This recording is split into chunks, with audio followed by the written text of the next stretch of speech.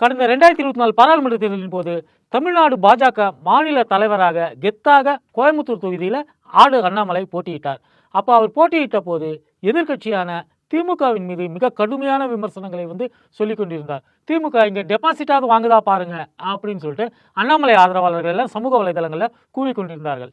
அப்போது திமுகவுடைய IT wing செயலாளரும் அமைச்சருமான டிஆர்பி ராஜா ஒரு சவால் விட்டிருந்தார்.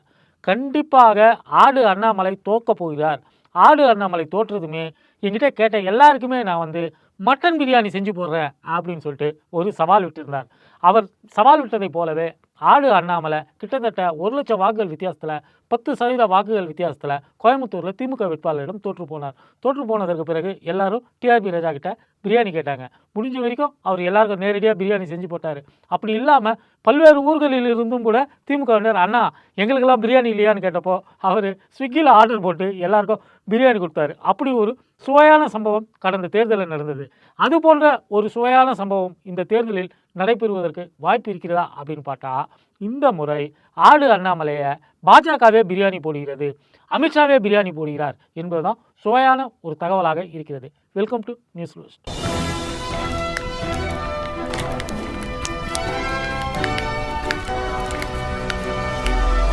பாராளுமன்ற தேர்தலுக்கு பிறகு அண்ணாமலை தான் போட்டியிட்ட தொகுதியிலே தோத்து போயிட்டாரு. ஆனால் அதற்காக அவர் விட்ட வாய் சவடால்கள் ரொம்ப அதிகம் அப்படின்னு சொல்லப்படுகிறது. இந்த நிலையில் இப்போதைய தேர்தலில் அவருடைய ரோல் என்னவாக இருக்கிறது என்கிற ஒரு கேள்விக்குறி அவருடைய ஆதரவாளர்கள் மத்தியில் நீடிக்கிறது. நிறைய பாஜக ஆதரவாளர்கள், அதாவது அண்ணாமலை தலைமை ஏற்றதுக்கு பிறகு பாஜகவுக்கு ஆதரவாக மாறியவர்கள் எல்லாருமே இப்போது பாஜக கூட்டணியை, பாஜக அதிமுக கூட்டணியை எதிர்க்கக்கூடிய ஒரு நிலையில் இருக்கிறார்கள். பொதுவாக சமூக வலைதளங்களிலே இயங்கக்கூடிய வார் ரூம் கூட்டம் இது. அதனால் அந்த வார் ரூம் ஐடிகளை எல்லாம் போய் பார்க்கும்போது எடப்பாடி பழனிசாமிக்கு எதிரான, டெல்லி பாஜகவுக்கு எதிரான ஒரு மனநிலையில் இப்போது அண்ணாமலை ஆதரவாளர்கள் இருக்கிறார்கள். அவருடைய ஆதரவாளர்கள் மட்டும்தான் அப்படி இருக்கிறாங்களா? அண்ணாமலை ஆதரவாக இருக்கிறாரான்னு பார்த்தா அண்ணாமலையும் கடுமையான கோபத்தில் இருக்கிறாரு. அவருடைய கோபத்தின் உச்சகட்ட விளைவாக கடந்த ஞாயிற்றுக்கிழமை கோயம்புத்தூர் ஏர்போர்ட்டுக்கு பிரதமர் மோடி வந்திருந்தார். கேரளாவுக்கு பிரச்சாரம் செய்ய போவதற்காக கோயம்புத்தூர் வழியாக அவர் கேரளாவுக்கு போவதற்காக வந்திருந்தார். அப்போது பிரதமரை வரவேற்க அண்ணாமலை நேரில் போகவில்லை. அந்த அளவுக்கு அண்ணாமலை கோபமாக இருக்கிறார் அப்படின்னு சொல்கிறாங்க. அண்ணாமலையை கூல் பண்ணக்கூடிய விஷயத்துக்காகவாது யாரையாவது பாஜக நியமிக்கும் அப்படின்னு பார்த்தா, எரிகிற கொல்லியில் மேலும் எண்ணெயை ஊற்றக்கூடிய விதமான செயல்பாடுகளை தான் தமிழ்நாடு பாஜக தலைமை நயினார் நாகேந்திரன் தலைமையிலான ஆட்கள் எல்லாருமே செய்து கொண்டிருக்கிறார்கள் அப்படின்னு சொல்கிறாங்க. அதாவது கோயம்புத்தூர் ஏர்போர்ட்டில் பிரதமரை இவங்கெல்லாம் வரவேற்பாங்கன்னு ஒரு லிஸ்ட்டு ரெடி பண்ணியிருந்தாங்க. அந்த லிஸ்ட்டில் அண்ணாமலையுடைய பெயர் இருந்தது. அண்ணாமலையுடைய பெயர் இருந்துமே கூட அவர் வேண்டுமென்றே வரவில்லை அப்படின்னு பாஜகவில் ஒரு தரப்பினர், வானதி சீனிவாசன் தலைமையிலான தரப்பினர் சொல்லிக் கொண்டிருக்கிறார்கள். நயினார் நாகேந்திரன் என்ன சொல்கிறாருன்னா, அன்னைக்கு அவரால் வரவேற்க முடிஞ்சிருக்காது, காரணம் அவர் வெளியூரில் இருந்தார் அப்படின்னு சொல்கிறாங்க.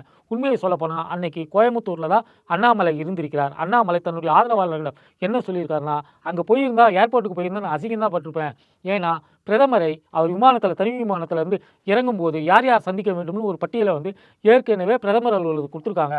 அந்த பட்டியலில் என்னுடைய பேர் இல்லை அப்படின்னு தெரிஞ்சதுக்கு பிறகு தான் நான் அங்கே போகலை. நான் அங்கே போயிட்டு அசிங்கப்பட்டு வெளியில் ஏர்போர்ட்டுக்கு வெளியே நிற்காமல் இருக்கிறதுக்காகத்தான் நான் அதை தவிர்த்தேன் அப்படின்னு அண்ணாமலை சொல்லியிருப்பதாக சொல்கிறார்கள். இந்த விஷயம் எப்படியோ போகட்டும், ஆனால் அண்ணாமலை கோபத்தில் தான் இருக்கிறார் என்பது உறுதி. ஏன்னா 2004 பாராளுமன்ற தேர்தலுக்கு பிறகு இருவிதமான விமர்சனங்கள் முன்வைக்கப்பட்டன. ஒன்று என்னன்னா, பிஜேபி ஒரு தொகுதியில் கூட ஜெயிக்கலை. அண்ணாமலை கடந்த 3 ஆண்டுகளாக 2021 அவர் தலைவர் பதவியை ஏற்றதற்கு பிறகு 2024 பாராளுமன்ற தேர்தலில் அவர் பேசிய பேச்சுக்கு ஒரே ஒரு சீட்டு கூட கிடைக்கல. இது அண்ணாமலையுடைய படுதோல்வியில் ஒரு தரப்பு சொல்லிக் கொண்டிருந்தார்கள். ஒரு தரப்புனா யார்? எல்முருகன், வானதி சீனிவாசன், நயினார் நாகேந்திரன், இது போன்ற ஆட்கள், அண்ணாமலைக்கு ஆகாத ஆட்கள் தான் சொல்லிக் கொண்டிருந்தார்கள். இன்னொரு தரப்பில் என்ன சொன்னாங்கன்னா, அதாவது அண்ணாமலையுடைய வார் ரூம் ஆதரவாளர்கள் தரப்பில் என்ன சொன்னாங்கன்னா, பாஜக என்பது ஒரு கூட்டத்தை கூட்டினாலே 100 பேர் 50 பேர் கூட அந்த கூட்டத்துக்கு வரமாட்டாங்க.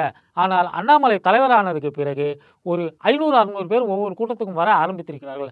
அதுவும் இல்லாமல் 3%, 4% நோட்டாவுடன் போட்டி போட்டு கொண்டிருந்த, டெபாசிட் பெறுவதற்கு வக்கு இல்லாமல் இருந்த பாஜக கட்சிகள் சில தொகுதிகளில் டெபாசிட் பெற்றிருக்கிறது. 11.4% வாக்குகளை தனித்து பெற்றிருக்கிறது. கூட்டணியாக 18% வாக்குகளை பெற்றிருக்கிறது அப்படின்னு வார் ரூம் ஆட்கள் சொல்கிறாங்க. இதில் எது உண்மை அப்படின்னு நமக்கு தெரியல. 2014ஆம் ஆண்டு அண்ணாமலையெல்லாம் அங்கே போலீஸ் ஆஃபீஸராக சர்வீஸில் இருந்த போதே பாஜக இங்கே வந்து இதே ஏறக்குறைய 18% வாக்கில் 2014 பாராளுமன்ற தேர்தலில் இங்கே பெற்றிருக்கிறார்கள். அது எல்லாமே ஒரு புறம் இருக்கட்டுமே. இப்போ அண்ணாமலைக்கு என்ன பிரச்சனைனா, வேண்டுமென்று அண்ணாமலை ஆதரவாளர்களுக்கும் அண்ணாமலைக்கும் சீட்டு கிடைக்காத வண்ணமான தொகுதிகளை தான் அதிமுக கூட்டணியில் இவங்க கேட்டு வாங்கியிருக்கிறாங்க. கோயமுத்தூரில் நாம் செல்வாக்காக இருக்கிறோம். கடந்த பாராளுமன்ற தேர்தலில் அண்ணாமலை அங்கே நின்று தோற்றிருந்தாலும் கூட நிறைய தொகுதிகளில் அதிமுகவை விட அதிக வாக்குகளை நாம தான் பெற்றிருக்கோம். குறிப்பாக சொல்லணும்னா கோயமுத்தூர் பாராளுமன்ற தொகுதியில் அதிமுக வேட்பாளர் 3வது இடத்துக்கே போய்விட்டார். 2வது இடத்துக்கு நான் வந்திருந்தேன். அதுவே ஒரு பெரிய சாதனை. நோட்டாவுடன் போட்டி போடக்கூடிய கட்சி என்று சொல்லப்படக்கூடிய பாஜகவை ஒரு தொகுதியில் 2வது இடத்துக்கு கொண்டு வந்து நிறுத்துறது எவ்வளோ பெரிய சாதனை. அப்போது நாம் அங்கு எந்த சட்டமன்ற தொகுதிகளெல்லாம் அதிகமான வாக்குகள் நமக்கு கிடைச்சது, தாமரைக்கு விழுந்ததுன்னு பார்த்து அந்த தொகுதிகளை எல்லாம் பாஜக வாங்கியிருக்க வேண்டும். ஆனால் பாஜக அதுபோல் வாங்கவில்லை. நயினார் நாகேந்திரன் எடப்பாடியுடன் காம்ப்ரமைஸ் ஆகிவிட்டு ஒருவேளை கோவை தொகுதிகளில் கூடுதல் தொகுதிகளை வாங்கி அங்கு தாமரை வெற்றி பெற்றுவிட்டால் அது அண்ணாமலையுடைய வெற்றியாக பார்க்கப்படும்ங்கிற ஒரு எண்ணத்தில் அதெல்லாம் வந்து விட்டுட்டாரு. அதே போல் சென்னையில் கட்சியை வளர்த்து வச்சுருக்கோம்.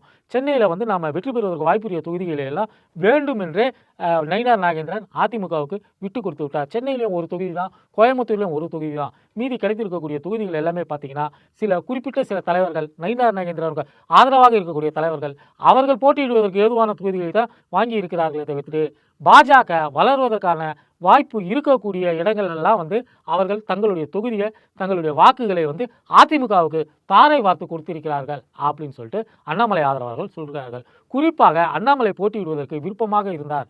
அவர் வந்து சூலூர் தொகுதியை வந்து கேட்டிருந்தார், கிணத்துக்கடவு தொகுதியை கேட்டிருந்தார், பல்லடம் தொகுதியை கேட்டிருந்தார், தொண்டாமுத்தூர் தொகுதியை கேட்டிருந்தார். இந்த தொகுதிகளை எல்லாம் கடந்த பாராளுமன்ற தேர்தலில் இரட்டை இலையை விட பாஜகவுக்கு அதிகமான வாக்குகள் கிடைத்திருக்கிறது. இதில் ஏதாவது ஒரு தொகுதியில் தான் நின்னா வெற்றி பெற்று எம்எல்ஏவாக சட்டமன்றத்துக்கு போகக்கூடிய ஒரு வாய்ப்பு இருந்தது. ஆனால் இந்த தொகுதிகள் எல்லாம் அதிமுகவுக்கு தாரை வார்த்து விட்டு சம்பந்தமே இல்லாமல், உப்பு சப்பு இல்லாமல், போன முறை என்ற கோவை தெற்கு தொகுதியை கூட தாரை வார்த்து விட்டு கோவை வடக்கு தொகுதியை வாங்கியிருக்கிறாங்க. அந்த கோவை வடக்கு தொகுதியிலையும் நான் தான் போட்டி போட போகிறேன், என் பேரை தான் அறிவிக்க போகிறாங்கன்னு சொல்லிட்டு வானதி சீனிவாசன் ஏற்கனவே தேர்தல் வேலைகளை செய்ய ஆரம்பித்து விட்டார்.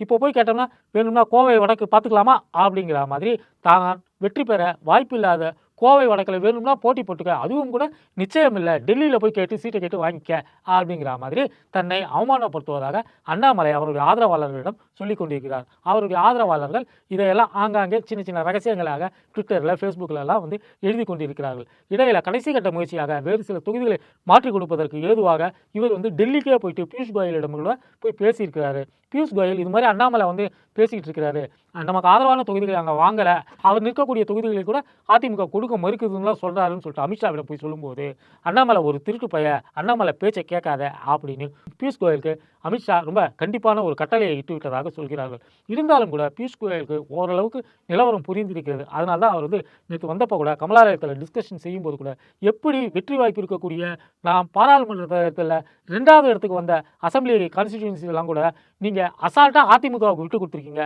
அப்படின்னு சொல்லிட்டு நயினார் நாகேந்திரனிடம் அவர் வந்து கேட்டிருப்பதாக தகவல்கள் வந்து கொண்டிருக்கிறது. இந்த நிலையில் அண்ணாமலை இந்த தேர்தலில் நான் போட்டியிட போவதில்லை அப்படின்னு அறிவிச்சிருக்கிறார். போட்டியிடவும் அவருக்கு வந்து தொகுதிகள் கிடையாது. அவர் போட்டியிடணும்னா இந்த 27 தொகுதிகளில் ஒரு தொகுதியில் கோயம்புத்தூரில் கொடுத்துருக்காங்க. அந்த ஒரு தொகுதியும் வானதி சீனிவாசனுக்கு ஒதுக்கப்பட்டிருக்கிறது.